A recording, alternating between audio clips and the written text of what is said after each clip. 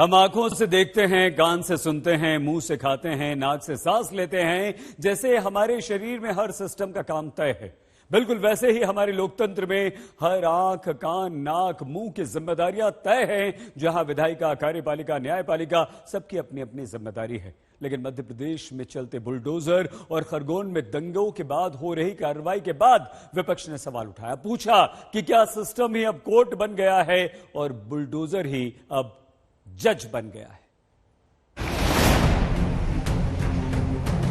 मध्य प्रदेश के खरगोन में रामनवमी पर हुई सांप्रदायिक हिंसा में एक पक्ष का घर अगर उपद्रवी पत्थरबाजों का निशाना बना तो फिर उसी खरगोन में दूसरे पक्ष की दुकान और बस भी जलाई गई। सवाल ये है, फिर कार्रवाई किस पर होगी? सिर्फ एक तरफ के लोगों पर या दोनों तरफ के उपद्रवी, दंगा भड़काने और माहौल बिगाड़ने के आरोपियों पर? पत्थर कहां से आए, शुरुआत कहां से हुई, ये है। इस सवाल का जवाब आज तक संवाददाता हेमेंद्र शर्मा ने सीधे मध्य प्रदेश के गृह मंत्री नरोत्तम मिश्रा से पूछा। क्यों पूछा? वजह है ये बुलडोजर।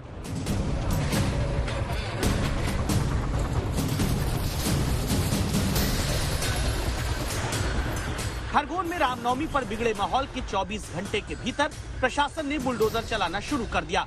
आरोप लगा, एक ही पक्ष के आरोपियों को सीधे दोषी मानकर बुलडोजर चलाया जा रहा है।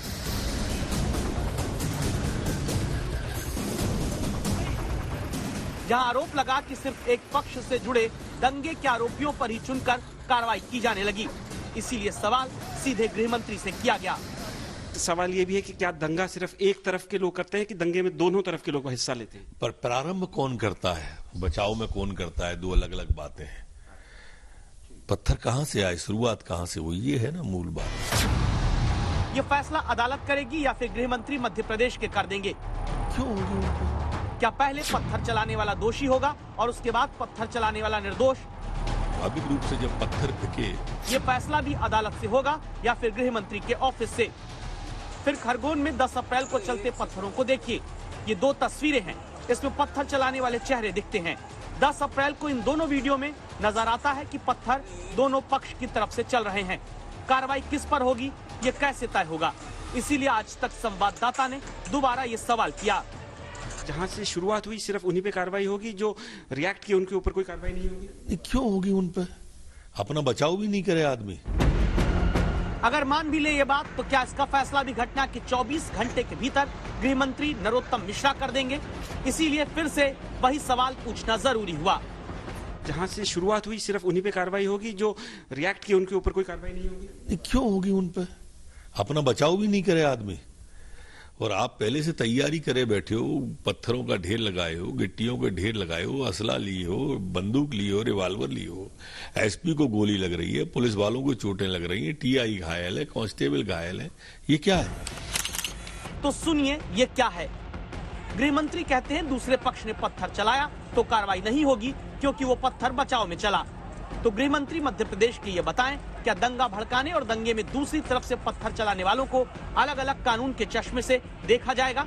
गृह मंत्री कहते हैं कि रामनवमी के दिन खरगोन में दूसरे पक्ष के लोग पहले से तैयारी करके बैठे थे, पत्थरों का ढेर लगाकर बैठे थे। तो क्या इसका मतलब यह है कि रामनवमी पर बहुसंख्यक नागरिकों को शांति से पर्व मनाने की कानूनी सुरक्षा देने का जिम्मा भी गृह विभाग मध्य प्रदेश का और पुलिस नहीं निभा पाई?